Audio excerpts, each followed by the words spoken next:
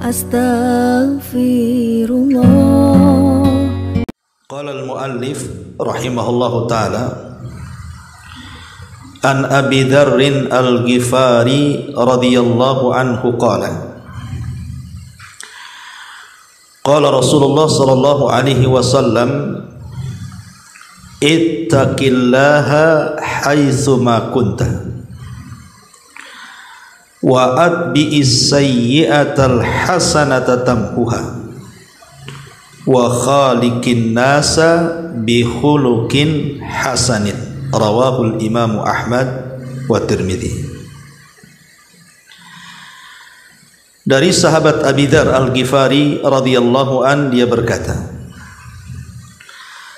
Nabi sallallahu alaihi wasallam bersabda, bertakwalah dimanapun kalian berada. Iringilah perbuatan buruk dengan perbuatan baikmu, maka kebaikan itu akan menghapuskan keburukan itu. Dan pergaulilah manusia dengan akhlak yang baik. Hadis ini termasuk dari Thulathiyatun Nabi. Hadis dari Thulathiyah itu artinya 3 perkara yang sangat penting, dan itu kebiasaan Nabi sallallahu alaihi wasallam. Apabila menyebutkan hal-hal yang penting, biasanya beliau selalu menyebut 3 kata. Salah satunya hadis Abi Dzar Al-Ghifari di sini, termasuk Thulathiyatun Nabi sallallahu alaihi wasallam. Baik, kita akan bahas satu kalimat per kalimat. Ma'asyiral muslimat yang dimuliakan Allah Subhanahu wa taala. Hadis ini adalah hadis yang sangat agung sekali, karena hadis ini salah satu daripada wasiat takwa. Dan kita tahu bahwa takwa itu adalah wasiat para nabi. Sebut saja dalam surah Asy-Syu'ara ayat 106, Allah Subhanahu wa taala berfirman, "Idz qala lakum akhukum Nuhun ala tattaqun." Ingatlah ketika berkata saudara mereka Nuh alaihi salam kepada kaumnya, kenapa kalian tidak bertakwa? Kemudian di Asy-Syu'ara-nya juga sama, 124-nya Allah mengatakan, "Idz qala lahum akhuhum Hudun ala tattaqun." Ketika berkata saudara mereka Nabi Allah Hud kepada kaumnya, kenapa kalian tidak bertakwa? Kemudian juga begitu juga dalam Asy-Syu'ara 142. Kemudian Asy-Syu'ara 161. Kemudian Asy-Syu'ara ayat 177. Itu semua menjelaskan kepada kita seruan seluruh para nabi dan rasul selalu mewasiatkan takwa kepada umatnya. Dan itu yang dilakukan Nabi sallallahu alaihi wasallam. Jadi wasiat takwa ini juga selalu digaungkan oleh Nabi sallallahu alaihi wasallam kepada para sahabatnya. Terutama apabila Nabi sallallahu alaihi wasallam hendak memberangkatkan sebuah pasukan perang, maka Nabi sallallahu alaihi wasallam selalu mengingatkan pasukan untuk bertakwa, karena itu kunci kemenangan masalahnya. Dan itu disebutkan dalam riwayat Muslim dari hadis Buraidah radhiyallahu an, Nabi mengatakan, kana Rasul sallallahu alaihi wasallam idza ammara amiran ala jaishin aw sariyatin awsahu fi khassatihi bi taqwallahi wa man ma'ahu minal muslimina khaira. Kata Buraidah, beliau mengatakan Nabi itu kalau memimpin sebuah pasukan perang atau mengutus sebuah utusan khusus untuk berperang, maka Nabi SAW akan mewasiatkan secara khusus dengan takwa. dan juga dengan kebaikan. Menunjukkan bahwa takwa ini penting karena semua para nabi berwasiat dengan takwa. Bahkan dalam hadis yang panjang sekali, hadis yang pernah kita pelajari di dalam Arba'in Nawawi, hadis Irbad bin Sariyah, ketika Nabi SAW berwasiat dalam Hajjatul Wada, sehingga menjadikan mata-mata para sahabat berlinang air mata karena kesedihan takut ditinggal Nabi. Yang pertama Rasul wasiatkan dalam Hajjatul Wada adalah usikum bitaqwallah. Aku wasiatkan kalian bertakwa kepada Allah. Kemudian juga disebutkan dalam sebuah riwayat yang dikeluarkan oleh Imam Muslim dari hadis Abi Sa'id Al-Khudri radhiyallahu an, ketika Nabi SAW menasihati para sahabatnya, Rasul mengingatkan soal dunia. Inna dunya hulwatun hadirah. Dunia ini memang manis dan hijau. Kemudian di ujung hadis Rasul mengatakan, fattaqud dunya wattaqun nisa. Bertakwalah kalian soal urusan dunia dan bertakwalah kalian soal urusan wanita. Jadi di banyak tempat Nabi SAW selalu berwasiat dengan takwa. Salah satu hadis yang kita baca ini, kata Nabi SAW, ittaqillaha haitsuma kunta. Bertakwalah kalian dimanapun kalian berada, pada waktu apapun dan di tempat manapun. Tidak boleh kemudian takwa ini dipisah-pisah. Oh, takwa itu hanya ada di pengajian, hanya ada di majelis ta'lim, hanya ada di masjid. Kalau di pasar tidak apa-apa ditinggal takwanya, di kantor tidak apa-apa ditinggal takwanya, di jalan ditinggal takwanya. Enggak begitu. Rasul mengatakan bertakwa di mana saja, mau di rumah, mau di pasar, mau di masjid, mau di majelis ta'lim, mau di sekolah, di mana saja. Tidak boleh melepaskan takwa dari badan kita, karena takwa itu hakikat Islam. Kita tidak boleh melepaskan Islam dari badan kita. Dan para ulama mengatakan alamat yang paling jelas, Bu, ibu itu dikatakan bertakwa kepada Allah itu di dua tempat. Kalau kita bisa mengamalkan di dua tempat ini, itulah alamat yang jelas ibu ini termasuk orang yang bertakwa. Pertama, indal khalawat, ketika kita bersendirian antara kita dengan Allah Subhanahu wa taala. Kalau dalam bersendirian kita tidak ada yang tahu kecuali Allah, kita bisa menjaga pandangan kita, telinga kita, lisan kita, tangan kita, kaki kita, atau seluruh badan kita tidak bermaksiat kepada Allah Azza wa Jalla. Itulah hakikat takwa. Karena di zaman sekarang maksiat yang tidak terang-terangan itu mudah sekali dilakukan. Karena di genggaman tangan-tangan setiap manusia hari ini itu sudah ada handphone masalahnya. Di situ ada YouTube, di situ ada Instagram, di situ ada Facebook, di situ ada TikTok, di situ macam-macam program kan. Sekarang orang bersendirian itu lebih senang dibandingkan berkawan, karena sudah punya kawan handphone tuh. Sementara di handphone itu macam-macam isinya kan. Ada yang memperbaiki, ada yang merusak. Kalau dia sedang bersendirian dengan handphonenya, dia takut kepada Allah Subhanahu wa taala, pasti dia tidak mungkin membuka hal-hal yang diharamkan Allah Azza. Kemudian mendengar musik, menonton film-film yang tidak layak ditonton, melihat gambar-gambar yang tidak layak digambar, atau menulis berita-berita hoax, memfitnah orang lewat media dan begitu seterusnya. Karena dia takut kepada Allah. Jadi inilah kalau kita bisa dalam kesendirian kita betul-betul menjaga diri kita dengan hubungan kita dengan Allah Subhanahu wa taala, itulah sebenarnya nampak ciri-ciri alamat takwa di situ. Ini yang pertama. Yang kedua, ketika kita ditimpa musibah, ketika kita ditimpa fitnah, Entah musibah itu mungkin penyakit yang ada pada badan kita.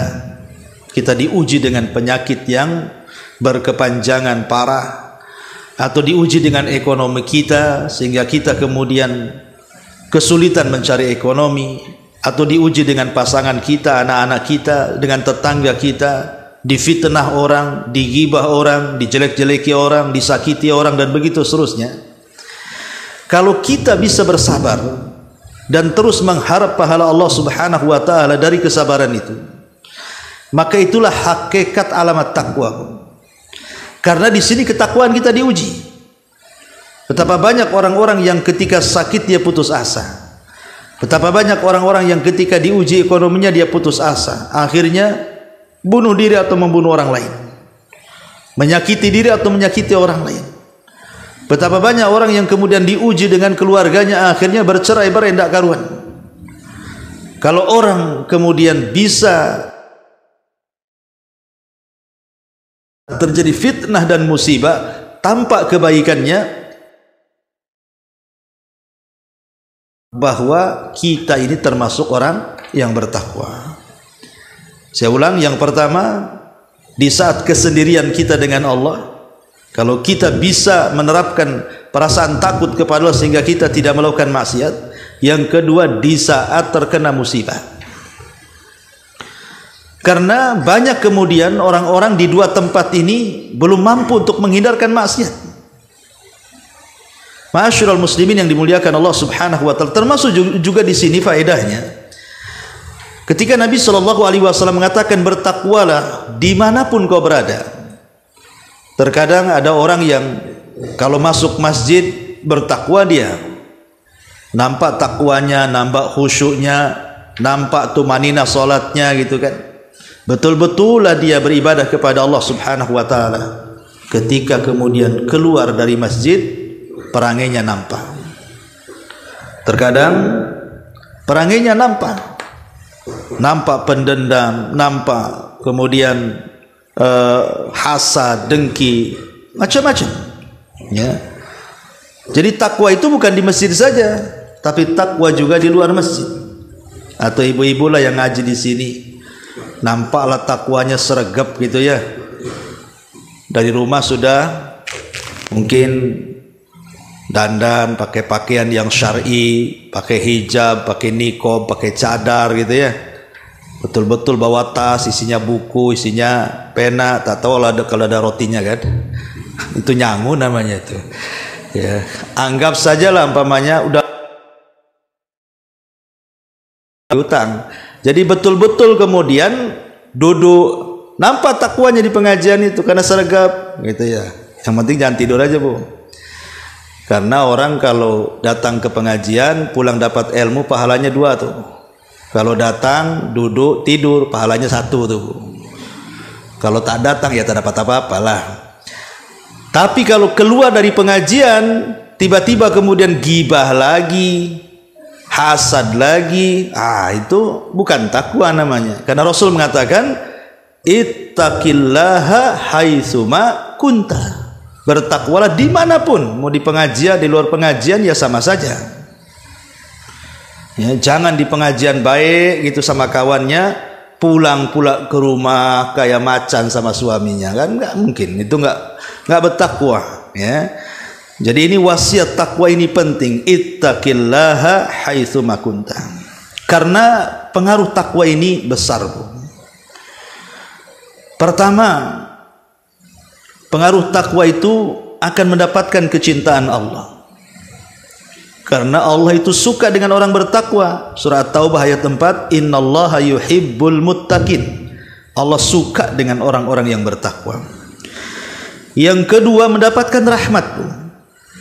Karena Allah Subhanahu wa taala mengatakan wa rahmati wasi'at kulla syai'in fasanaktubuha lil ladzina yattaqun. Dalam surah Al-A'raf 156 Allah mengatakan, dan rahmatku meliputi segala sesuatu dan aku akan catat rahmatku khusus untuk orang-orang yang bertakwa.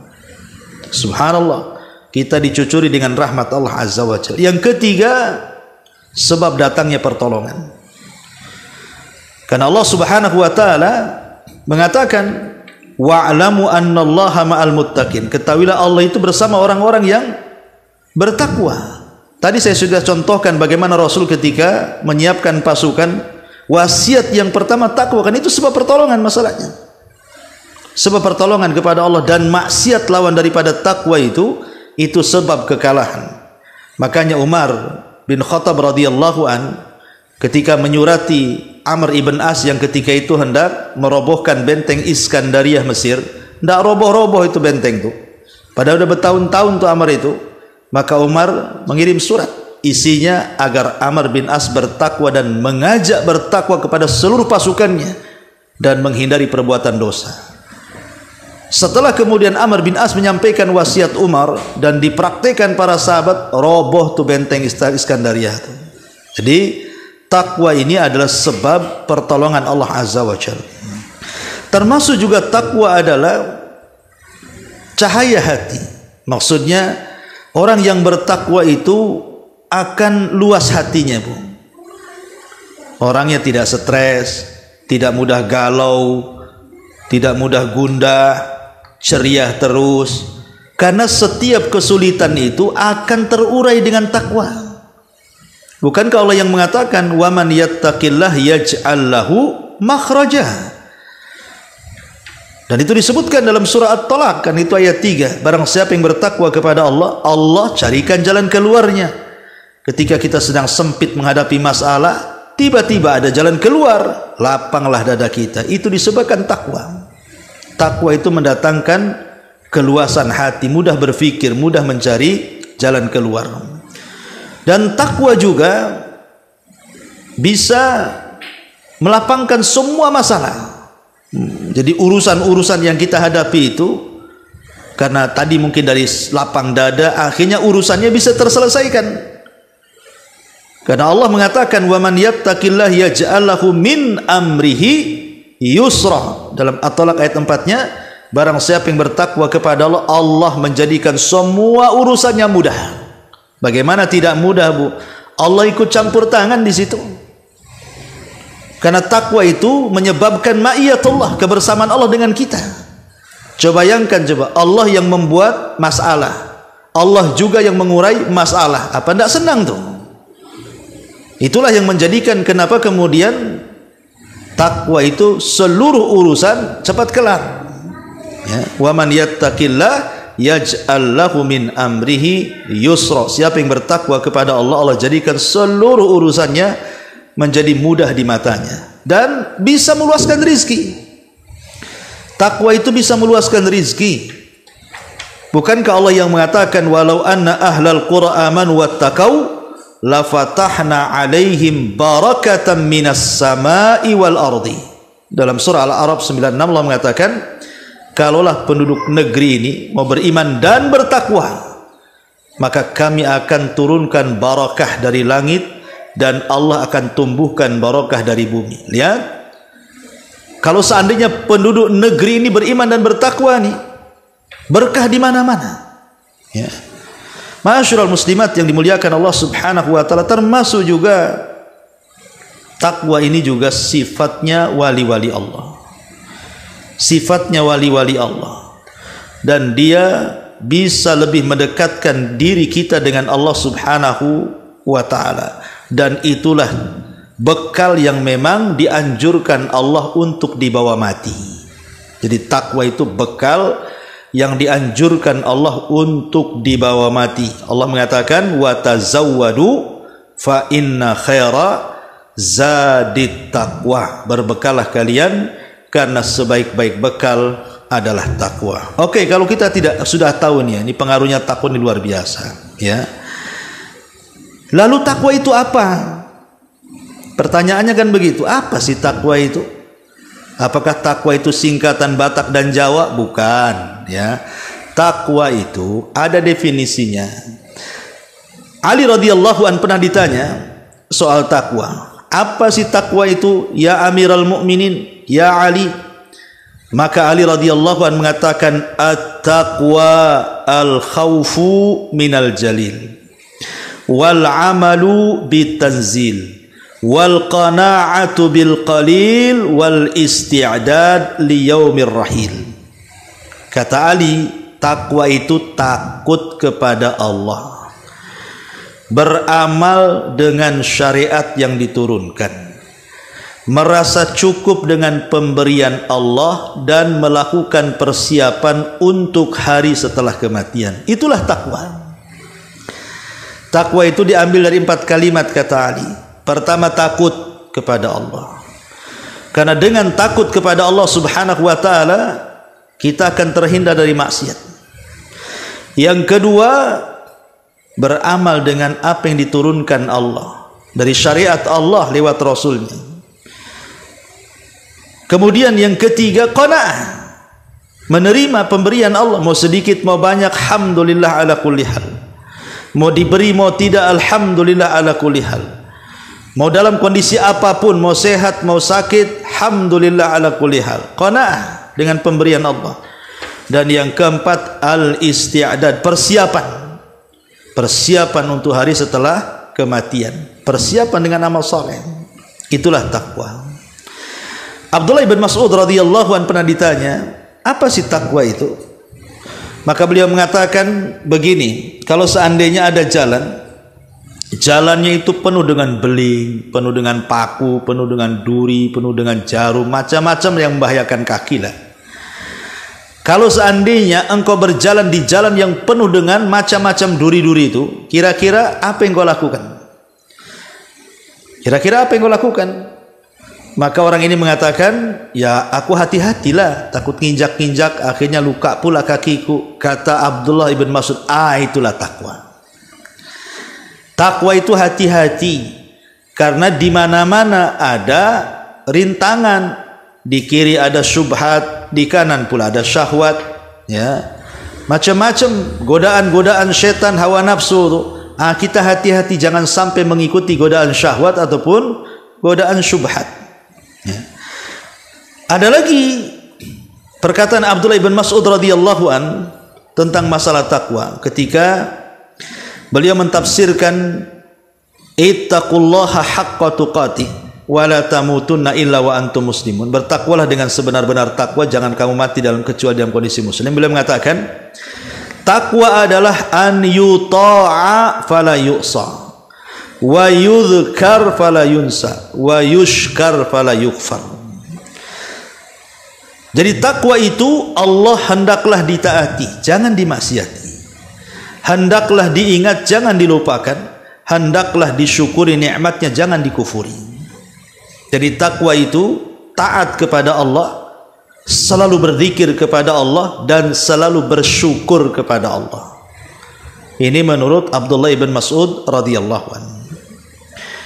Talaq ibn Habib rahimahullahu ta'ala juga mengatakan, at-taqwa an ta'mala bi ta'atillah ala nuri minallah tarju thawaballah, wa an tatruka ma'siyatallah ala nuri minallah takhafu iqaballah.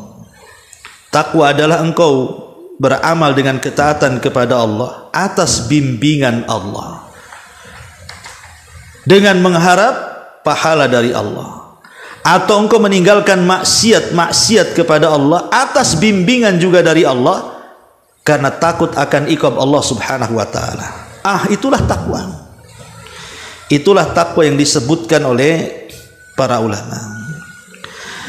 Ma'asyiral muslimat yang dimuliakan Allah subhanahu wa ta'ala. Lalu apa sih alamatnya?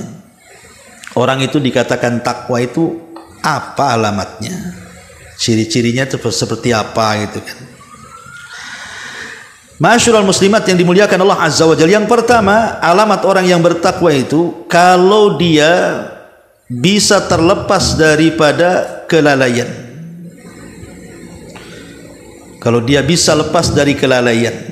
Maksud lalai di sini lalai kepada Allah. Mungkin malas ngaji, malas hadir di majelis taklim, malas zikir, malas ibadah, itu kan kelalaian namanya. Kalau kita bisa lepas dari kelalaian itu, kita bisa lawan kemalasan-kemalasan itu, kita tidak malas lagi mengaji, tidak malas lagi baca Quran, tidak malas lagi berzikir, tidak malas lagi untuk beribadah. Itu ciri-ciri orang itu sudah mulai takwa tuh. Ini yang pertama. Yang kedua, lisannya itu tidak pernah lepas dari zikir. Pokoknya mulai dari rumah sampai di sini, astagfirullahaladzim, la ilaha illallah, Allahu akbar, subhanallah, bihamdihi subhanallahil azim, atau Allahu akbar, walhamdulillah, wa la ilaha illallah, Allahu akbar. Terserah mau zikir apa saja. Kalau lisannya di mana saja senantiasa menyebut nama Allah Subhanahu wa taala, itu alamat takwa. Ya. Ataupun yang ketiga, dia mencintai Allah jauh dibandingkan mencintai yang lainnya. Dia mencintai Rasulullah jauh dibandingkan mencintai yang lainnya. Nah, itu juga alamat takwa. Tapi kalau seandainya azan berkumandang, bersaut-saut dari masjid sana, masjid sini, musola sana, musola sini, sampai dari handphone pun keluar azan, tetap saja tidur, tetap saja sibuk dengan pekerjaan, tetap saja kemudian sibuk bekerja, sibuk dengan permainan, itu bukan takwa. Tapi ketika dengar suara adzan, bergegas dia memenuhi panggilan itu, itu alamat takwa. Berarti dia lebih mencintai Allah dan Rasulnya dibandingkan yang lainnya. Kemudian yang keempat juga alamat takwa muraqabah, merasa diawasi. Ya, jadi sehingga kita ini hati-hati kalau melangkah. Ngapain saya ke rumah itu? Pasti gibah di situ, tak jadi. Nah, jadi dia dibatasi muraqabah di situ ya. Takut saya mah, nggak maulah ke situ. Saya tahu tuh orang-orang situ nggak beres tuh. Nah, jadi merasa diawasi. Dalam kesendirian merasa diawasi, dalam keramaian merasa diawasi. Itu tanda-tanda orang itu tanpa takwanya. Termasuk juga dia mengetahui akibat maksiat, sehingga dia tidak maksiat. Ini kalau saya minum mabok-mabokan, nggak maulah. Kesehatan kena, dosa iya, neraka tambah, gitu ya. Tahu akibatnya tuh. Kalau saya berzina seperti ini, kalau saya judi seperti ini, kalau saya gibah seperti ini. Kalau sudah dia memikirkan akibat maksiat, itulah alamat takwa. Ya. Ataupun ibu menekan hawa nafsu, mau ngomong yang jelek tak jadi, direm. Ya, mau nyakiti orang tak jadi, dilawan hawa nafsunya. Itu juga alamat takwa, termasuk juga bisa mengalahkan makayidus syaitan. Jadi jerat-jerat tipu daya setan gitu ya. Ini nggak beres nih. Ini perbuatan setan nih. Seperti mubazir, ibu udah nabung gitu ya, ngambil uang belanja, suami ngasih 1 juta sehari ya Bu ya. Enak kali. Ya, anggaplah 1 juta sehari kalau suaminya kaya. Jadi 500 tuh belanja, 500 ditabungkan. Udah kepikir tuh, nanti kalau udah sekian ratus juta aku mau shopping sendiri gitu ya. Ketika mau melangkah tak jadi, nggak boleh lah, menghambur-hamburkan duit itu kan tabdir. Tabdir itu kawannya setan, tak jadi. Jadi dia melawan makaidu syaitan namanya. Tipu daya dari tipu daya syaitan. Itu juga termasuk sifat-sifat takwa, termasuk juga mudah memaafkan. Mudah memaafkan. Karena Allah mengatakan wa anta'fu aqrab littaqwa. Ketika engkau bisa memaafkan kesalahan orang, maka itu lebih dekat kepada ketakwaan. Termasuk juga dia mengucapkan kalimat-kalimat jujur, tidak berdusta, ya. Itu juga salah satu takwa. Ataupun juga mensyiarkan syiar-syiar Allah. Syiar-syiar Allah, umpamanya ibu pakai jilbab, itu kan termasuk syiar, pakaian syar itu termasuk syiar namanya. Ya. Ataupun umpamanya Idul Fitri nampak gitu ya, rame kesana kemari silaturahim, itu syiar, kita menampakkan syiar-syiar Allah. Maka itu juga salah satu termasuk orang yang bertakwa. Wa man yu'adzim sya'airallah fa innaha min taqwal qulub. Siapa yang mensyiarkan syiar-syiar Allah itu bagian daripada ketakwaan hati. Dan banyak lagi ini sebagiannya. Intinya bahwa takwa itu secara global menjalankan perintah dan menjauhi larangan Allah Subhanahu wa taala. Ini yang pertama. Kemudian yang kedua, Nabi sallallahu alaihi wasallam mengatakan wa'at bi'is sayyi'atal hasanata tamhuha. Wa'at bi'is sayyi'atal hasanata tamhuha. Ikutilah perbuatan burukmu dengan perbuatan baik. Karena perbuatan baik itu akan menghapuskan perbuatan buruk.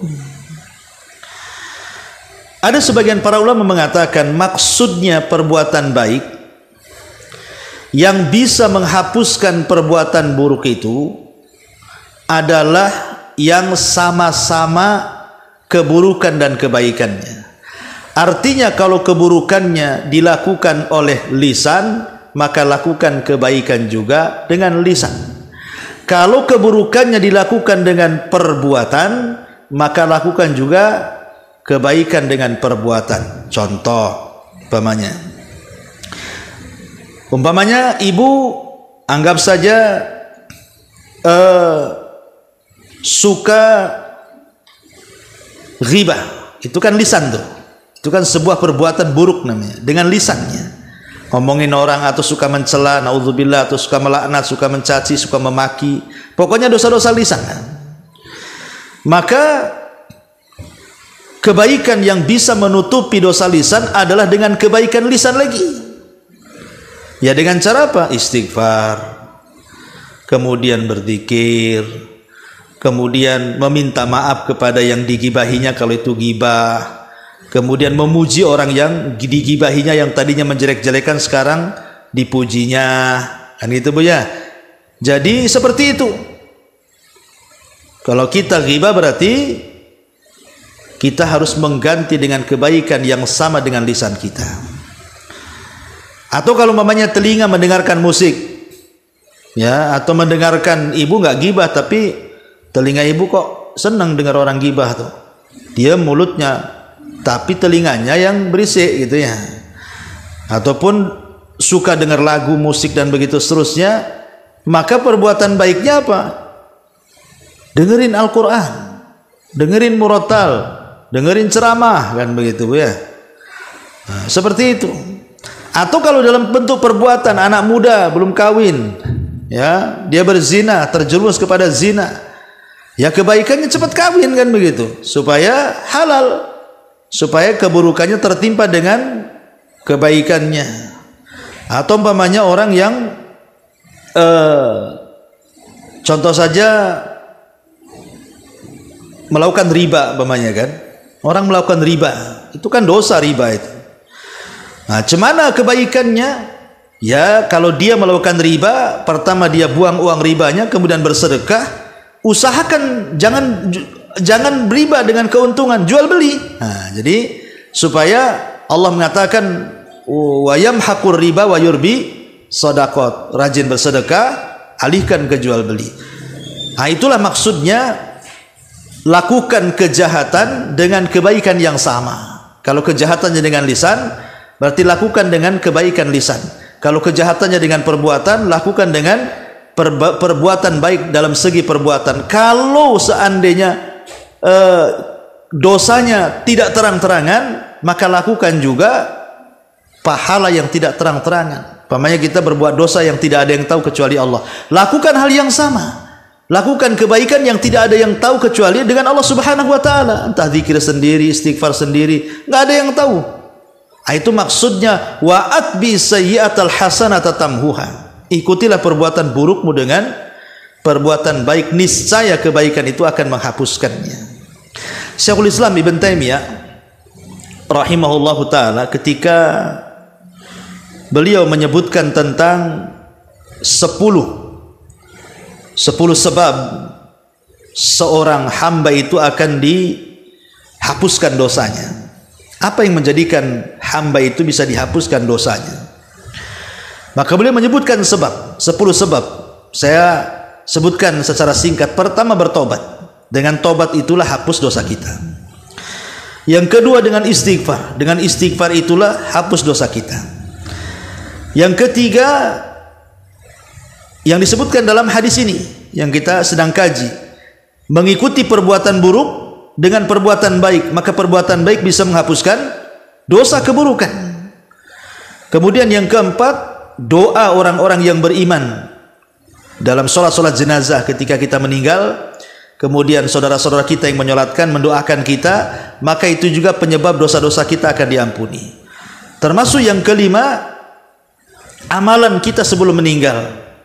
Umpamanya kita ini wakaf, sedekah, ketika kita meninggal mengalir, ya amalan-amalan itu ke kuburan kita, itu di antara sebab kita akan diampuni dosa-dosa kita.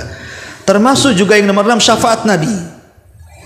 Itu juga bisa menghilangkan dosa-dosa kita. Termasuk yang ketujuh musibah. Musibah yang menimpa kita kalau kita sabar, kemudian mengharap pahala Allah, itu juga bisa menghapuskan dosa-dosa kita. Kemudian yang nomor 8, seseorang merasa takut dengan kondisi hari kiamat. Jadi dari dunia itu sudah terpikir nih tentang kiamat ini, tentang kondisi setelah kematian, tentang kondisi dibangkitkan, sehingga timbul rasa takutnya. Itu juga bisa menggugurkan dosa, kata Ibnu Taimiyah. Termasuk juga apa yang terjadi dalam kubur, dari fitnah kubur. Kalau kita bisa menjawab, maka kita akan terhindar dari adab-adab yang Allah akan berikan kepada kita. Dan yang terakhir tentu kembali kepada rahmat Allah. Tapi di sini yang ingin saya jelaskan adalah salah satu poin dari Syekhul Islam Ibnu Taimiyah dari 10 poin ini adalah mengikuti perbuatan yang jahat dengan kebaikan. Itu di antara syarat dari syarat-syarat tobat. Jadi syarat tobat itu kan selain daripada menyesal, kemudian berjanji tidak mengulang, gitu Bu ya. Kemudian juga berusaha untuk meninggalkan yang maksiat yang dilakukan. Lah, yang keempat adalah dengan cara mengikuti perbuatan jelek dengan kebaikan, perbuatan dosa dengan kebaikan. Itulah di antara syurutut taubat namanya, syarat-syarat tobat. Ya, karena dulu ada seorang laki-laki di zaman Nabi, anak muda Bu, di zaman Nabi itu, dia berkhalwat dengan seorang wanita, Ingat, dosa kecil di mata para sahabat itu besar. Kalau dosa besar di mata kita jadi kecil pula. Itulah bedanya ya. Kalau dosa kecil di mata para sahabat itu dianggap besar. Tetapi kalau dosa besar bagi kita pula dianggap kecil, diremehkan malah. Ya. Jadi ada anak muda ini berkhalwat dengan seorang wanita. Dia tidak berzina, ya mungkin pegang-pegang gitu saja. Tapi dia merasa bersalah, datang kepada Nabi. Ya Rasulullah, inni fa'altu dzamban azim, aku sudah melakukan dosa besar, katanya. Padahal itu dosa kecil kan, berkhalwat itu. Tetapi Rasul tidak menjawab dan mengatakan, apakah tadi kamu salat asar berjamaah bersamaku, kata Rasul. Hal shallaital asra jama'atan ma'i, kata Rasul, apakah engkau tadi salat asar berjamaah bersamaku, kata Rasul. Sahabat ini mengatakan iya. Maka Rasul mengatakan, idhab faqad ghafarallahu lak, pergi, Allah sudah mengampuni dosa-dosa. Kemudian Rasul membacakan, innal hasanat yudhibnas sayyiat, bukankah Allah bisa menghapuskan keburukan yang disertakan dengan kebaikan. Sesungguhnya yang baik-baik itu bisa menghapuskan yang jelek-jelek. Itu contohnya bahwa pokoknya kalau bisa setiap hari itu kita berbuat baiklah Bu. Namanya saya, ibu, siapapun lah, itu tidak lepas dari dosa Bu. Siapa yang lepas dari dosa? Nggak ada. Ya, nggak ada orang lepas dari dosa itu. Dikiranya dosa itu kalau maling, kalau nyolong, kalau korupsi, kalau zina, kalau khamar. Tidak, mata kita memandang yang haram, memandang aurat juga dosa. Telinga kita asik mendengarkan gibah juga dosa. Hati kita hendak berbuat jahat walaupun tak jadi juga tak baik, itu juga bagian dari dosa. Kadang-kadang baru melangkahkan untuk gibah, belum gibah saja sudah dosa. Jadi setiap hari pasti kita berbuat dosa. Tak mungkin lah nggak berbuat dosa kita ini. Tetapi Rasul berikan solusi. Kalau bisa, sebagaimana kita tidak lepas daripada dosa, minimalnya setiap hari kita juga berbuat baik. Antah zikir, antah istighfar, antah baca Quran, antah silaturahim, antah macam-macam kan ibadah itu banyak. Yang jelas balance supaya jangan jahat terus, dari ada sisi baiknya di situ. Ini yang kedua. Kemudian yang terakhir, wa khaliqin nas bi khuluqin hasanin, dan pergaulah manusia dengan akhlak yang baik. Akhlak baik itu apa? Ya, akhlak baik itu jujur, amanah, lembut, kemudian menjaga kehormatan, sabar, berbuat baik, adil, dermawan, mendahulukan orang, selamat hati, adil, malu, syukur, menjaga lisan, menjaga kehormatan, dia tidak berkhianat, kemudian juga tepat melaksanakan janji, menutup aurat, mudah memaafkan, mudah membantu, meletakkan kasih sayang, qanaah dengan pemberian, redha, zuhud, lembut, itu semua akhlak tuh. Akhlak itu kan babnya luas. Ya, bahkan Aisyah radhiyallahu anha pernah mengatakan bahwa akhlak itu ada 10. Kata Aisyah, akhlak itu ada 10. 1, jujur dalam bicara. 2, jujur mengerahkan segenap kemampuan dalam ketaatan kepada Allah. 3, memberi kepada orang yang meminta. 4, membalas kebaikan orang yang berbuat baik. 5, bersilaturahim.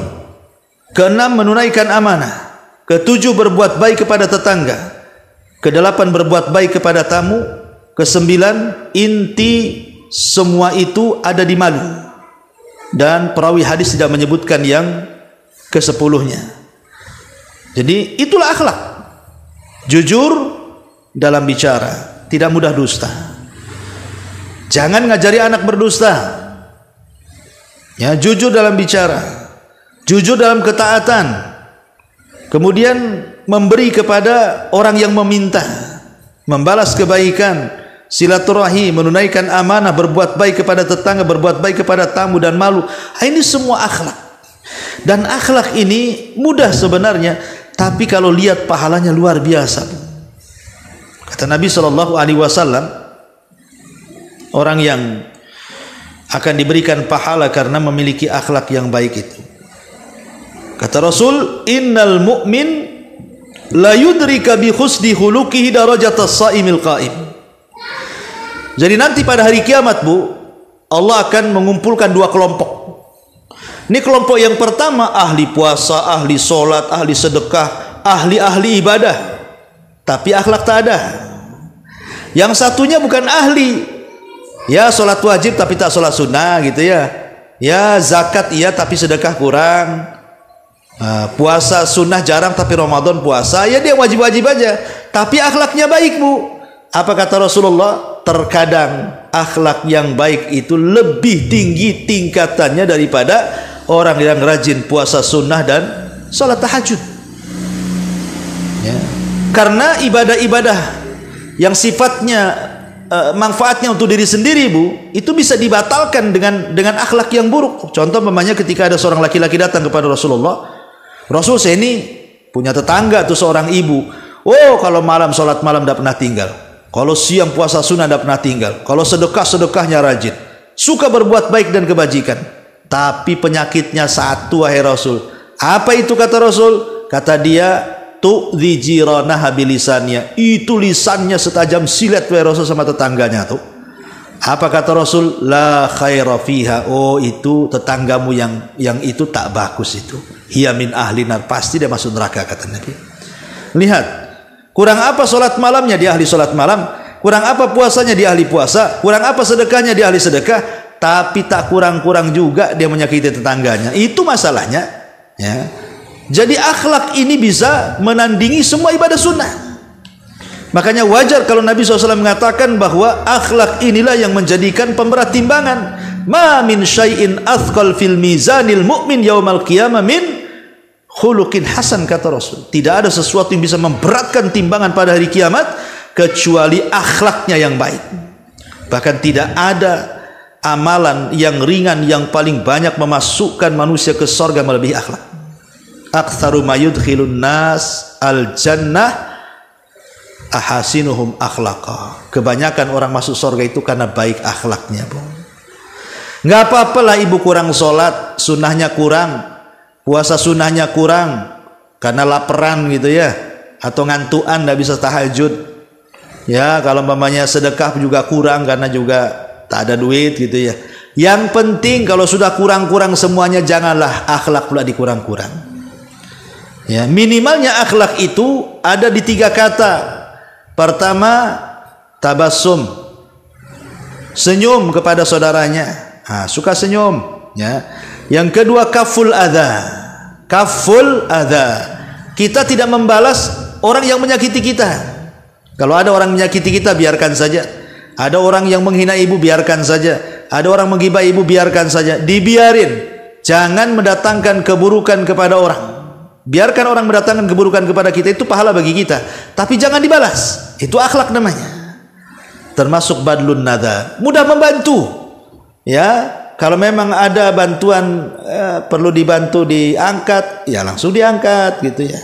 Kalau ada yang diturunkan, langsung dituruni. Kalau ada di jalan perlu didorong, langsung berhenti dorong. Pokoknya apa yang bisa bantu orang, apa bisa. Dengan uang, dengan waktu, dengan tenaga, apalah yang bisa kita bantu. Itulah akhlak. Ya. Kata Hasan Al-Basri, itulah akhlak.